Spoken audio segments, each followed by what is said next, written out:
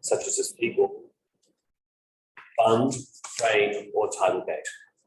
Blue carbon projects using this method can earn ACCUs for the emissions stored and avoided by their project. These credits can be sold to Australian governments or to the private sector. In addition to opportunities for carbon abatement, blue carbon projects offer co-benefits of environmental, socioeconomic, and cultural significance.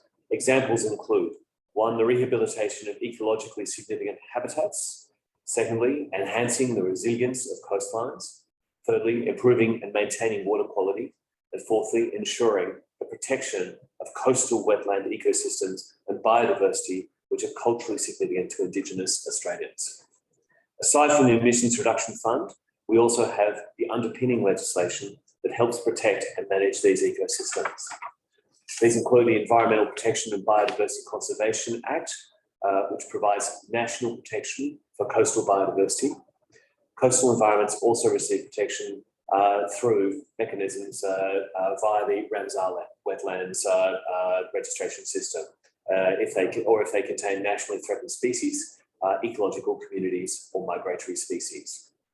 Coastal management is carried out at the national level, but also by local councils and state governments who provide additional legislation, policy and management plans. And I'd say in this respect, actually, those state governments and local authorities are very important partners in ensuring the success in this area.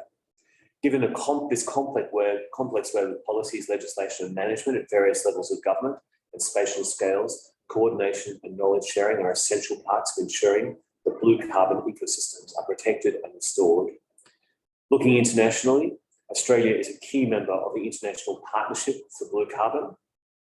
We are collaborating directly within the region on 2 blue carbon programs, the first with Indonesia and the second with the Pacific, focusing on Papua New Guinea and Fiji.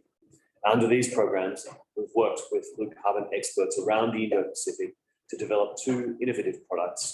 First, a policy training course, and second, a very practical greenhouse gas inventory advice document that supports the implementation of the wetland supplement. And I particularly acknowledge Catherine's role in all of that. So thank you very much. I'm pleased to note that these products are ready for launch today, and we look forward to continuing this regional collaboration in the future. So I think that quick summary of what we're doing in that space really underscores how blue carbon is front and centre of our thinking. But probably I would say this is the beginning, not the end. So we are at the beginning of a process where blue carbon is very much central to our thinking and very much going to be built into our forward-looking projects, both domestically and regionally. And there is indeed a good base, but there's also a great deal more work to do. And Australia is committed to doing that, obviously, in our own sort of regime, but also with colleagues across the region. I think I'm now asked to refer to invite the presentation by the Honourable Angus Taylor, Minister for Emissions Reductions, and I'll pass back to you, Catherine, as Chair. Thank you. Thank you very much for those comments. Yes, we're going to hear from, the plan is that we hear from the Minister now. Yeah. Thank you.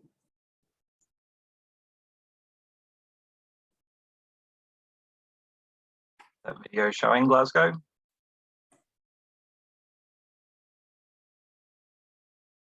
Hello friends, it's wonderful for us to come together at COP26 to share how we are working together to accelerate practical action and reduce emissions. Australia recognises that nature-based solutions are critical to global efforts on climate change, and blue carbon is a key part of this. I'm excited to share with you the work we're doing together with our Pacific family to manage, protect and restore coastal blue carbon ecosystems. Now these ecosystems, which include mangroves, tidal marshes and seagrass meadows, are globally significant carbon sinks.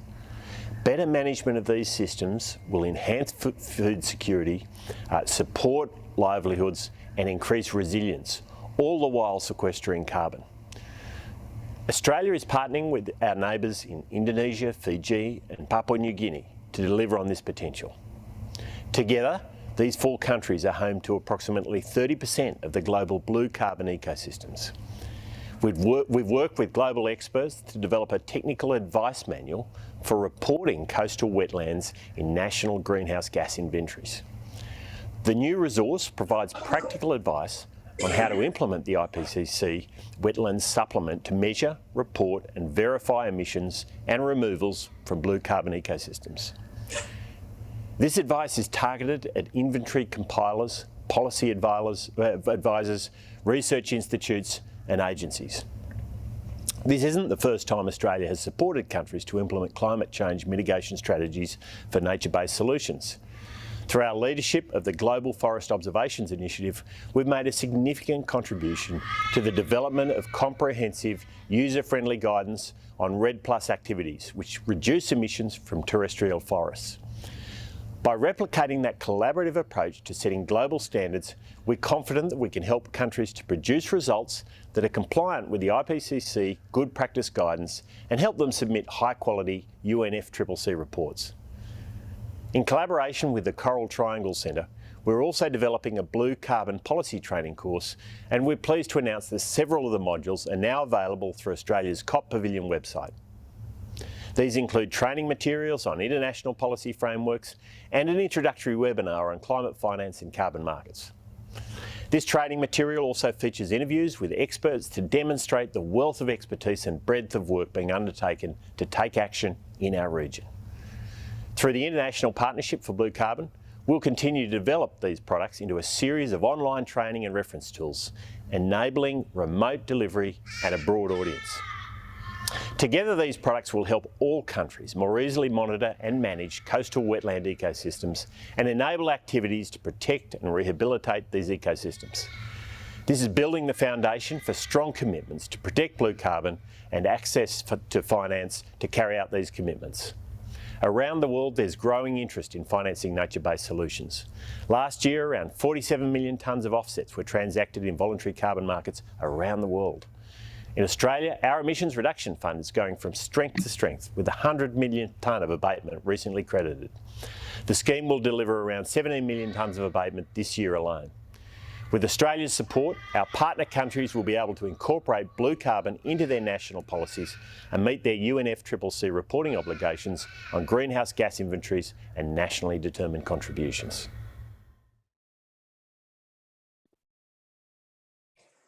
Thank you. Great. Well, what we're going to do now is to have a panel discussion. So we've got some of our panellists here, right, with us, and then also some online. So I just want to do introductions firstly. I mean, if I have to introduce myself a little more, in addition to being a blue carbon scientist, I'm a fellow of the Australian Academy of Sciences and also lead author of the wetlands chapter in the 2019 refinement. And as James says, I'm an author on the new guidance along with Steve Crooks, who's also here today, and three other authors. And as evidenced by my greying hair, I was also science wrangler for the new blue carbon method that's been developed over the last year. So online, we have Dr. Tony Waggy.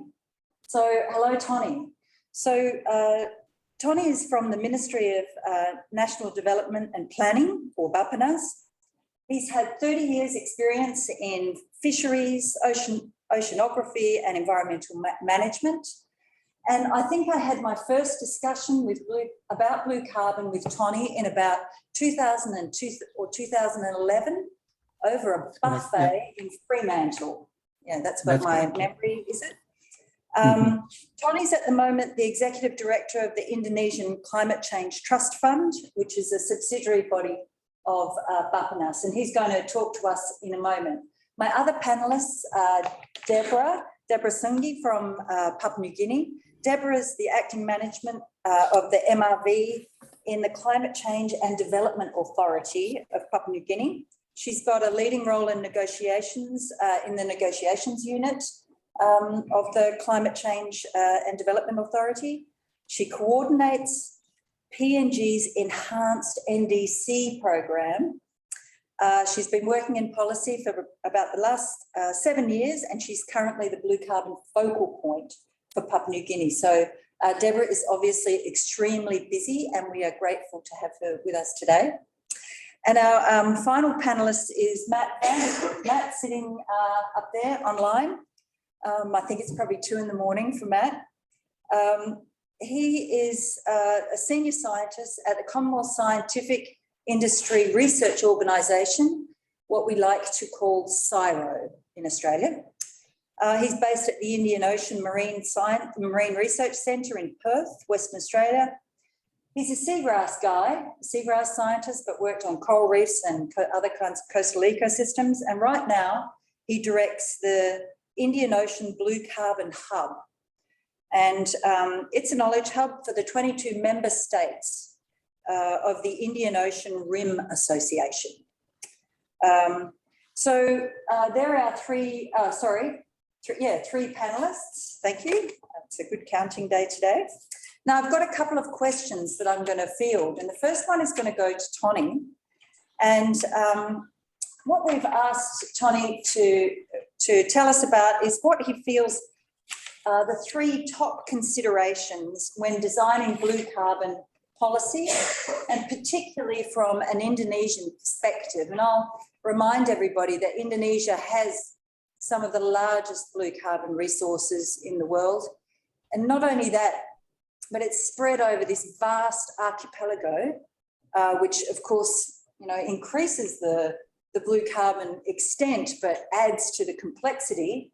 I would also say that Indonesia, like Australia and Papua New Guinea, are sitting on the highest diversity of corals, seagrass, and mangroves in the world, right? So this is, the heartland of the Coral Triangle and this immense diversity. So, Tony, over to you. All right. Thank you, Kat. It's lovely to see you again. And of course, with some people in the audience. It went back to almost 20 years ago. Yeah, thank you for reminding me. Well, I in responding to your questions, I have a few slides, and thank you, Brendan, for helping with sharing the slides. But well, the question is very important, to the consideration of designing a blue carbon policy. So I would like to start off with the point that my deputy minister made earlier, and that is the fact that Indonesia has this largest sort of like a blue carbon ecosystem. So we can start with the mangroves. This is a study or estimate that we did back in 2015 with Dan Alonji and friends, that with a little bit more than 3 million hectares of mangroves in Indonesia, the ecosystem can store, potentially store up to sort of like, I think 950 tons of carbon per hectare. And that translates into around, 2.8 billion tons. And if you add the seagrass ecosystems in Indonesia, and that's almost 300,000 hectares, as the deputy minister said, that all in all, the total carbon potentially stored is 36 million tons.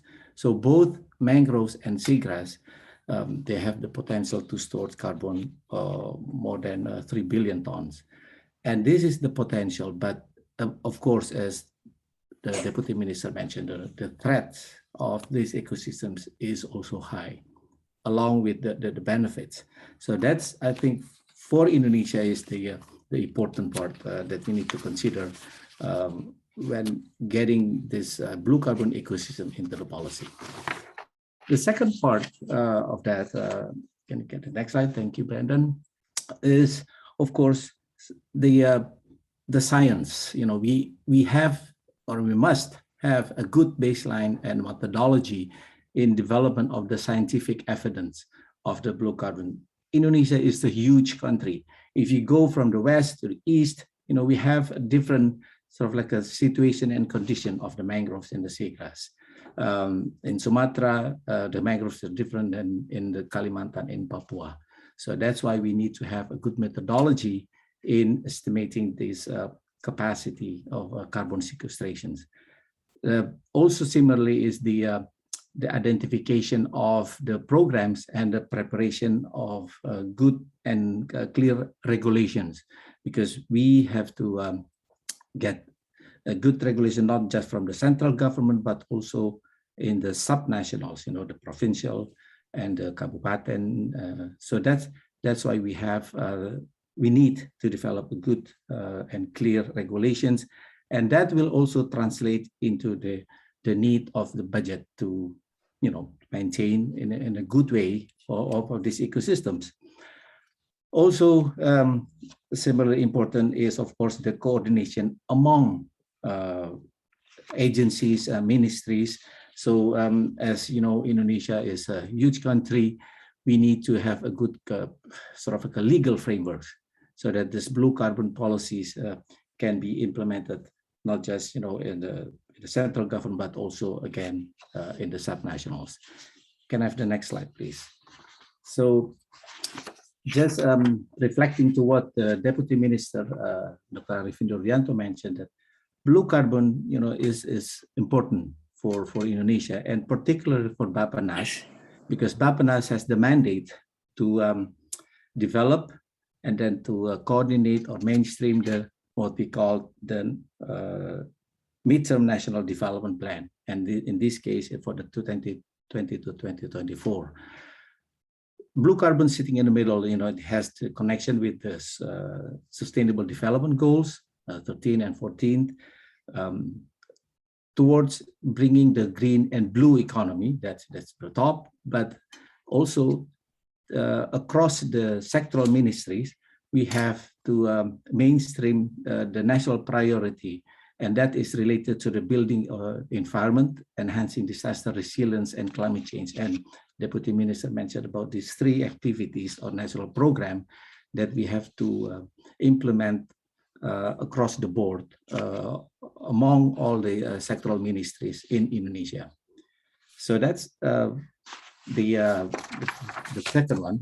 And the third one, I think, consideration. Can I have the next slide, please, Brandon?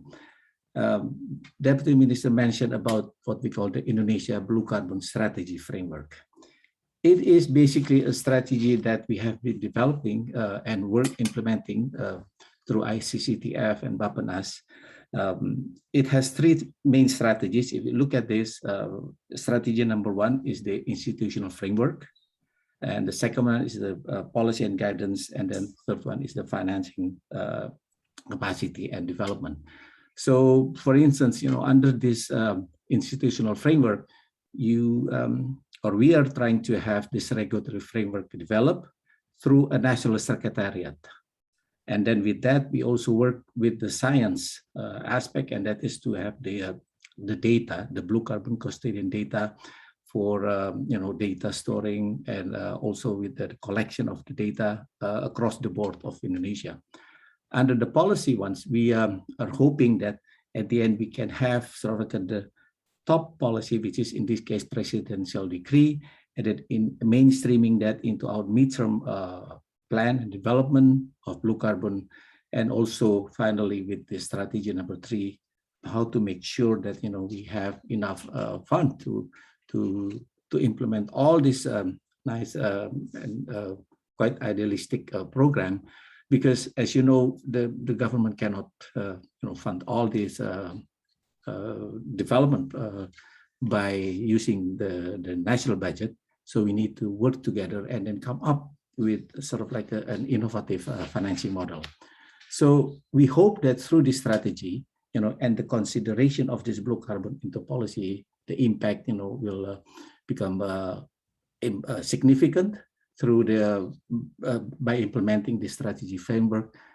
And the main benefit, we hope that the communities and the ecosystem will have and we feel the impact to them, at the community level and the ecosystem. I will stop there, and then I hope I have answered your question, Kat. Thank you. Thanks, Tony. Yeah, thank you very much, Tony. That's great for whatever time it is over there where you are. Well done. That's all right. I mean, I forgot to say at the beginning that if we have some time at the end, raise your hand either online or here, and we can ask some questions. So my next question's for Deborah, and my question for her is, how do you think carbon-based incentive schemes are going to be able to support sustainable management of blue carbon ecosystems in Papua New Guinea? I mean, I'm always amazed. I mean, Papua New Guinea is such a wonderful island, but it's so diverse. And so I wonder whether you could address that.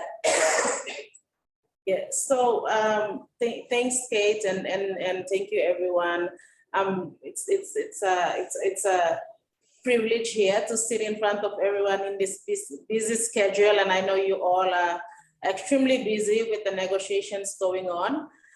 But it's very important for us coming together here to discuss this very, very significant amount of work that Kate and the team, the Australian government, have put together.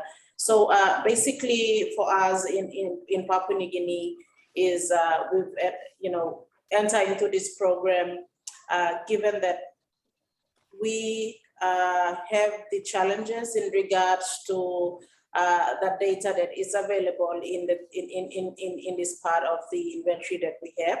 So currently in the NDC that we have committed in the Afulu and the energy sector, which is identified as the two main sectors that has a lot of emissions coming out from that sector.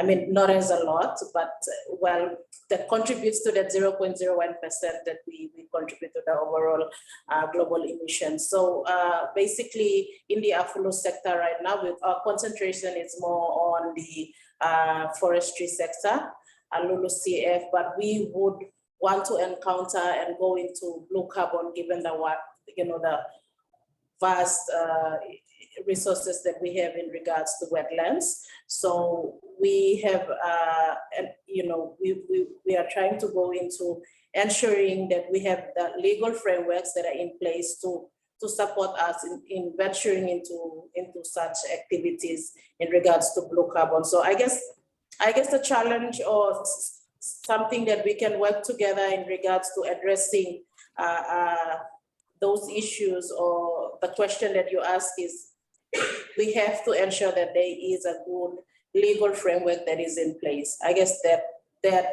sets the foundation for everything that we can work towards implementing. There's a lot of studies that are not really captured well together, but when we have legal frameworks that are in place, policy frameworks that governs all of us together, from the work that institutions are doing, NGOs are doing, then we all come together and we ensure that it is through a guided process, so the government, at the end of the day, have those necessary data that supports us going into ensuring that we have the inventory that captures the emissions that comes from wetlands, and then venturing into carbon markets, for example. So this is something that is lacking. We have the legal framework in place already for Papua New Guinea, and I'm pretty happy to announce that we have the amended Climate Change Management Act that was passed just recently before coming here to COP, and it gives us that mandate to ensure that we strengthen our work in regards to the inventory that we do in country, and venturing into not only the sectors that we've identified that is emitting a lot, example forestry, but we're trying to ensure that we go into blue carbon and see how we can, weigh this out as something that we can use as our sink going forward. So that's basically the approach that we are taking. And I guess for the CCDA or Climate Change Management Act, SDA Management Act governs us into the future. Our role now is to ensure that we regulate this sector going forward We don't have a very specific blue carbon strategy like Indonesia. It's amazing work that they have done, and I would want to complement that work. We have passed recently in 2019 the National Oceans Policy, which is very much captures not only or very specific to blue carbon, but it also it's very inclusive in regards to forestry and conservation example.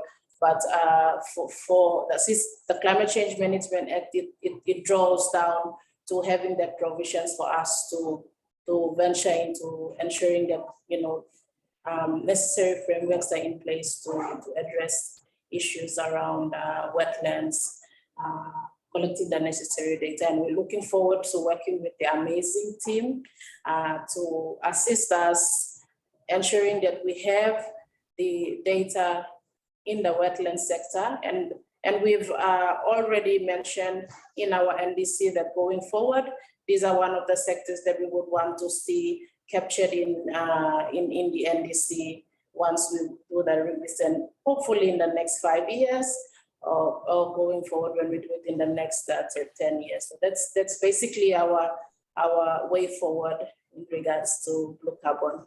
Thanks, Deborah. That's great, because you know not every country is at exactly the same phase, and every country has really different arrangements, right? So it's great to hear that Papua New Guinea is going to make the commitment, and we really hope that the guidance that was produced today is going to help. And I think number one point in the key lessons is get your institutional arrangements sorted, right? And that's so important for laying the foundation to future work. So it's great to hear. Thank you. So our next question is going to Matt over there in WA. And we want to ask Matt to talk about why it's so important to acknowledge the non-carbon benefits of blue carbon ecosystems, of mangroves and salt marshes and seagrasses, and also in engaging with local communities to devise blue carbon policy. So Matt, over to you. Hey, Kath, and good morning to everyone in Glasgow, and hello to everyone online as well. It's a pleasure to be talking to you today. And by the way, I'm surrounded by seagrass at the moment, but I'm actually standing in the Marine Research Centre that you mentioned before, which is on Wajak Yunga lands in Perth. So before I answer the question, I'd like to just acknowledge the elders of the Wajak Yunga lands on which I'm standing. But I mean, you ask a great question, the two-part question. In terms of why it's so important to engage with local communities, I think, you know, the most fundamental answer I can give you is that it's the right thing to do. And it's the right thing to do because although climate change is really a global problem, we find the effects of climate change are really accentuated at particular local scales and particular local places. So local communities are typically the ones that are most at risk from the effects of climate change. And because they're the ones that are most at risk, they tend to be the ones that benefit most from action. So, you know, I guess that brings in another reason why we want to engage with local communities, is because they're the ones that can make a difference, because they're most at risk, because they stand to benefit the most. They're often the most willing and active in terms of participating in trying to make a difference at a local scale, which is often where we need to be taking the action. So although this forum's a lot about developing the policy, you know, implementing the policy often happens at a local scale. So, you know, I've seen, for example, I've had the privilege of being in Indonesia and seeing where villages are planting mangroves. They're planting them for various reasons, but, you know, perhaps to provide habitat for mud crabs, or perhaps to stabilise shorelines. I've been in places in Australia where commercial fishers are using their boats to help support seagrass restoration projects. And the reason they want to do that is because they know that the seagrass is the habitat for the fish that is their livelihood. So, you know, those local actions become really important, and they also give us a bit of a hint to that first part of your question, which is why the non-carbon benefits become so important. And that hint is sometimes it's the non-carbon benefits are the ones that are most important at that local scale. So some examples there about perhaps fisheries benefits that local communities are interested in, but there are other types of benefits. So coastal protection, you know, we know that mangroves, for example, tend to reduce the worst effects of waves when there's storms. So it makes sense to have mangroves on the coast if you're in a vulnerable position. There are biodiversity benefits as well. So there's this whole suite of different benefits that we can get, and sometimes they're the ones that we're most interested in. And if we're talking in the language of climate finance, which we've heard a little bit about earlier, that, you know, sometimes it's the carbon that's the co-benefit, and the other things that we're actually most interested in. But, you know, I guess the last part of that answer to your question is that implementing those projects costs money. You know, we need to have the policies at place at the broad scale, but implementation is typically at a local scale, and it costs money to do them. That money can come from a few different places. It can come from government, it can come from philanthropy, for example, but that's, you know, we know from history that that's not been enough to get the scale of action we need. So often now we're turning our attention to the private sector. Oftentimes that involves using carbon markets. Now, carbon markets are a bit complex, and maybe I'll give a plug for the module that the Minister mentioned in his video presentation now, the module on finance and markets by the very excellent Sebastian Thomas. So perhaps go and watch that. But in very simple terms, the markets provide the money that allow a project to be implemented, and that money comes through from paying for the abatement that is achieved in a carbon sense. That the carbon price alone is often not enough to generate the money we need to implement the project. So, you know, we've got to think about, well, how can we get a better price? Well, the answer, of course, is you've got to make a more attractive offering. And one way to make a more attractive offering is by packaging up other benefits that you can sell alongside the carbon, whether that is a biodiversity benefit or a coastal protection benefit, or in many situations, perhaps a fisheries benefit. So there's lots of, you know, it's perhaps complex, but, you know, there's some really simple principles that cut all the way through that. And a lot of it comes back to, you know, developing those frameworks at the international and the national scale, but implementing them importantly at a local scale. So thanks, Kath. I hope that answers your question. Thank you indeed, Matt. It's been actually a theme of a number of meetings that I've been to at the last few days, is the importance of these co-benefits, particularly that have people really contemplating the benefits of taking care of the oceans in addition to their carbon storage capacity. Okay, so with that, I actually want to, and then because of time, we've probably got time for one or two questions for one of the panellists. So if anybody has a question, please raise it. We got anything? No? Yes, Steve, go. Hi, thank you. A question. So the Australian government is clearly very involved in PNG. The American government is also going to have a program to provide assistance with greenhouse gas inventory, but also what next, once it gets into the inventory, what does the country do with that information in terms of carbon protection, science, etc. So I guess my question is, has PNG gone through a process at all of identifying all the needs that you might have in terms of institutional setups, legal development, inventory support, science development? Do you have kind of a maybe wish list or a task list that you're looking for partners for? Thank you, Steve. That's a very good question. And I guess that was the first approach that we are currently having now with Brandon and the team. So we are having to discuss amongst ourselves in Papua New Guinea.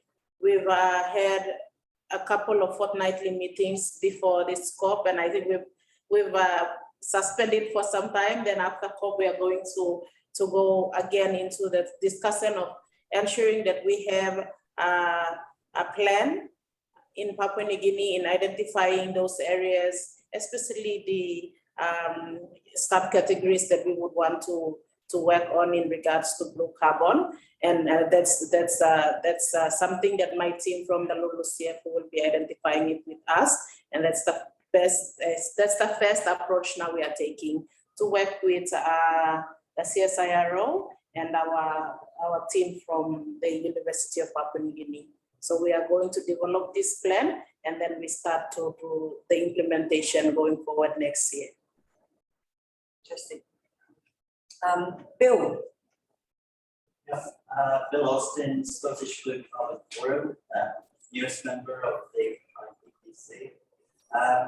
My question is really one, perhaps to all the panelists, about the opportunity before implementing blue carbon tax into greenhouse gas inventories. How should a country move forward in terms of commitment in an NDC, and what lessons can be learned in that process? I'm going to throw that one to Tony. Yeah, Kat, can you help me rephrasing the question, because I had difficulties hearing that from the back. So Bill asked, oh no, really, you have to ask it. Yeah, I'll ask. Can you hear me okay, Tony? Can you hear me? It's okay, yeah. Yeah, come on up. Maybe if you can, oh, excellent, yeah. Hi, Tony. I'm okay. asking the question sitting here in Scotland, work in our Blue Carbon Forum here. The question is really, what lessons might we learn more broadly in this partnership about the ambition to implement blue carbon into national greenhouse gas inventories, but the steps that one would take perhaps in raising ambition for blue carbon in an NDC at the first step of that process? It's really a great question, Bill. Well, it is. I have to say that it is not that easy, but I would like to share the experience in Indonesia, and that I have to use this two-prong of the approach. So the first track is the science. It is not well. It takes quite a while to make sure that people understand how much of the significant effect that the coastal ecosystem, in this case the blue carbon ecosystem, might have to this the reduction of the emissions, i.e. to the NDC of Indonesia. We are at the moment still working on that, to convince the government as to these ecosystems are very important. And I mentioned to you about the sheer amount of the area, the system that we have in Indonesia. So that's why we have to make sure that the science supports the second part, and it's the policy. And in our experience, the policy usually comes a little bit later or second after the science, and that's has to go through in the Indonesian case, from the top and then down to the subnational, to the province, to the area where these ecosystems are at. And that's why the difficulties are how to first bring these two together. And I'm pleased to inform you that now blue carbon has received the highest attention the president himself, our president, has mentioned that several times.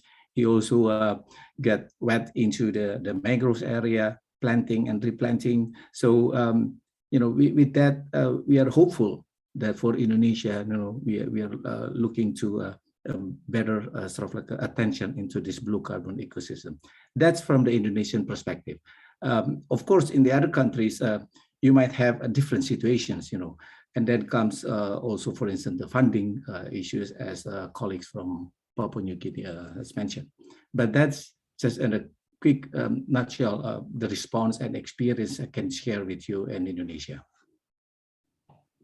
Thanks, Tony. That is excellent. I like the science and being upfront there. Okay, so in the interest of time, we're going to wrap it up now. I just want to summarise by, first of all, thanking those that are here in the room, especially those online. Thank you very much. Thanks for being my sidekick here, Deborah. But in summary, I want to say that what I think this discussion has highlighted is that actually implementing blue carbon is a really wicked problem. And it came out through all of the speakers that is sort of like trying to arrange a way forward when you have multiple interacting institutions at various levels, from the national government all the way through to the community leadership and organisation, that this poses a really interesting and difficult set of parameters on which to make a successful blue carbon strategy. So the second thing I wanted to raise is that monitoring, reporting and verification is just key. And I think the IPCC, the guidance that we've provided on the 2013 supplement should really try and assist with that problem. But what I want to challenge everybody to is that the next thing to do in that MRV is to somehow link it also to the benefits for biodiversity and these other ecosystem services that are provided. And I think that's the new frontier. And I think, once we've got carbon sorted, really that is the next thing to really focus on. And finally, I wanted to say that I think the coastal ecosystems for blue carbon are kind of like the exemplar for what is going to come for the rest of the ocean ecosystems. And I think that the work that we've done on blue carbon, everybody online should be congratulated. Everybody who's really dipped their toe in and contributed to the discussion should be pleased that we're sort of leading the way for the rest of the oceans. And with that, I want to close this session and thank everybody. Thank you. Allow me to thank the Australian government for hosting this. Alina, Nikki, Brandon, and of course, Matt and Deborah, thank you so much. Thanks, Tony. Thank you. And for the